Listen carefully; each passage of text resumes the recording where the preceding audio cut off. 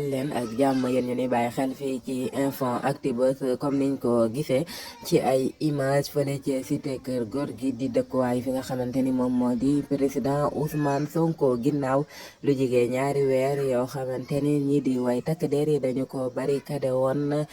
ginnaaw bi nga xamante ni lii di justice jël na ab dogal ngir daan ko moom ki di président Ousmane Sonko ñaari ati kaso yun ci nee nañ da koy tëdd ci lu ñeel diggante bi doxoon ci digganteem problème bi doxoon ci digganteem ak kii di soxna Adji Sarr moom président Ousmane Sonko depuis boobu nag ci ndigalu ministre de l'intérieur ñii di waaye takk der yi dal di koy barricade woon foofee nga xamante ni fa la dëkk quartier ci cité kër góor gi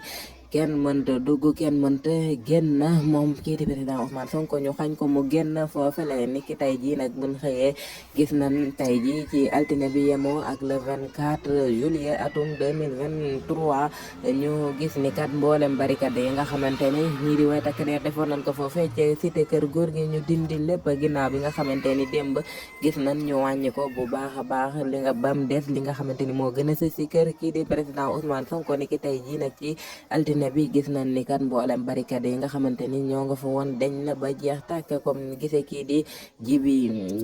Jibi Njaay bi nga xamante ni moom moo yor wàllu protocole bu président Ousmane Sonko mu xamle ko noonu ni président nee na ngeen toog te xam ne lii du événement